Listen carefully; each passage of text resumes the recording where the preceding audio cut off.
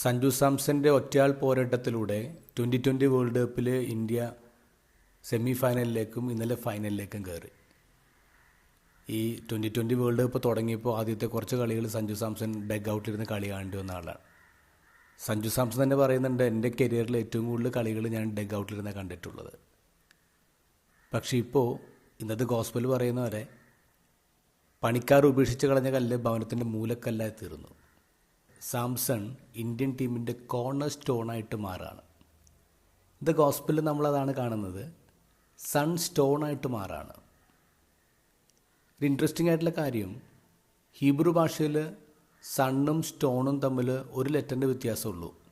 സണ്ണിന് പറയുന്നത് ബെൻ എന്നാണ്, സ്റ്റോണിന് പറയുന്നത് എബൻ എന്നാണ്. ഇന്നത്തെ ഉപമ 21ാം വാക്യത്തിൽ തീർക്കാമായിരുന്നു. അങ്ങനെ തീരുമ്പോൾ മുന്തിരിവേലിയുടെ പുറത്ത് കൊല്ലപ്പെട്ട് കിടക്കുന്ന മകൻ ദൂരെ നിന്ന് പട്ടാളക്കാരുടെ മാർച്ച് കേൾക്കുന്നുണ്ട്.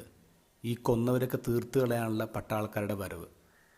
അതോടുകൂടി ഈ പാരബിൾ തീർക്കാമായിരുന്നു. പക്ഷെ ആ പാരബിൾ അവിടെ തീരുന്നില്ല. അങ്ങനെ തീർന്നിരുന്നെങ്കിൽ ഇന്നത്തെ പാരബിളിൽ ഗോസ്പൽ ഉണ്ടാവില്ല. എന്താണ് ഗോസ്പൽ? ഗോസ്പലാണ് ഈശോ 118-ാം സങ്കീർത്തനം ചേർക്കുന്നത്. പണിക്കാർ ഉപേക്ഷിച്ച് കളഞ്ഞ കല്ല് ഭവനത്തിൻ്റെ മൂലക്കല്ലായി തീർന്നു.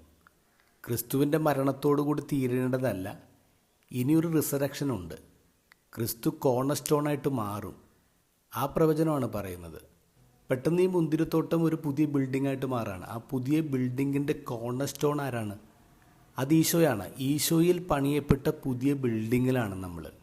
ക്രിസ്തുവാകുന്ന ഈ സ്റ്റോണിൻ്റെ മുകളിലാണ് നമ്മൾ ബിൽഡിംഗ് പണിയാണെങ്കിൽ അത് സ്ട്രോങ് ആയിരിക്കും.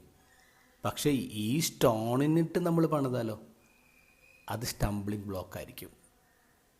മനുഷ്യർ റിജക്റ്റ് ചെയ്ത സൺ പിന്നീട് ദൈവം പണിത പുതിയ ബിൽഡിങ്ങിൻ്റെ കോർണർ സ്റ്റോണായിട്ട് മാറണം.